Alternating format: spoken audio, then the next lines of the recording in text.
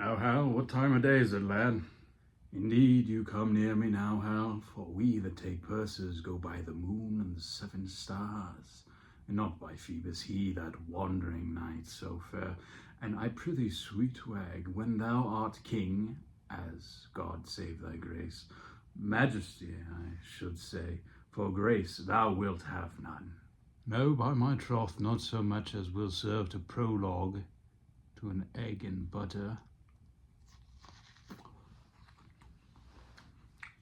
Marry then, sweet wag, when thou art king, let not us that are squires of the night's body be called thieves of the day's beauty.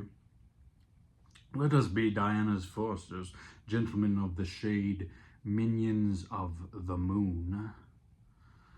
And let men say we be men of good government, being governed as the sea is, by our noble and chaste mistress, the moon, under whose countenance we steal.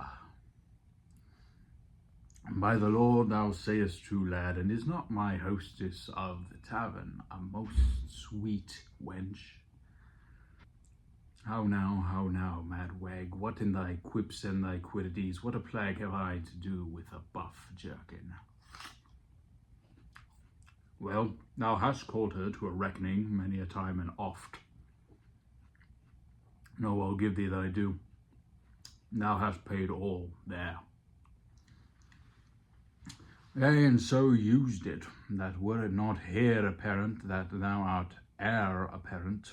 But I prithee, sweet wag, shall there be a gallows standing in England when thou art our king?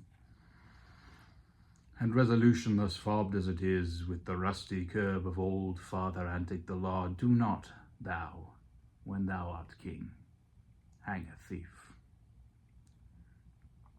Shall I? Oh, rare. By the Lord, I'll be a brave judge. Well, Hal, well, and in some sort it jumps with my humour as well as waiting in the court, I can tell you. Yea, for obtaining of suits whereof the hangman hath no lean wardrobe's blood, I am as melancholy as a gib cat or a lugged bear.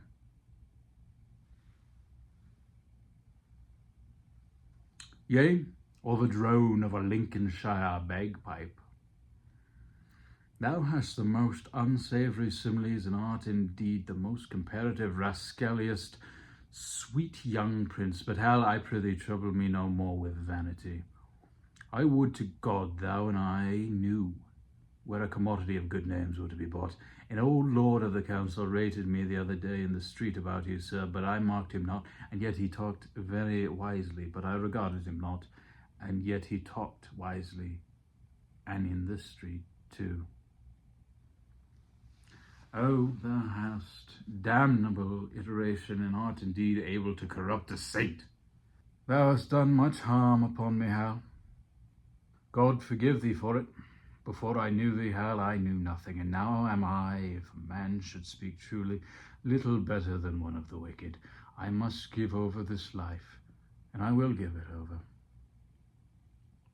By the Lord, and I do not, I am a villain. I'll be damned for never a king's son in Christendom. Zoons, where thou wilt, lad, I'll make one, and I do not, call me a villain and baffle me. Why, Hal, 'tis my vocation, Hal. 'Tis no sin for a man to labour in his vocation. Poins, now shall we know if Gad's Hill have set a match. Oh, if men were to be saved by merit, what hole in hell were hot enough for him?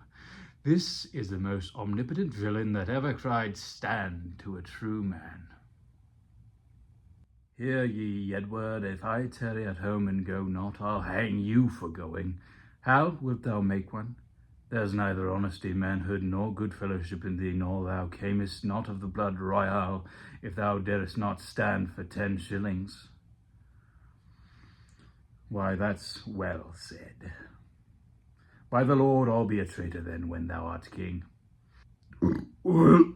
God give thee the spirit of persuasion, and him the ears of profiting, that what thou speakest may move, and what he hears may be believed, that the true prince may for recreation's sake prove a false thief, for the poor abuses of the time want countenance. Farewell, you shall find me in Eastcheap.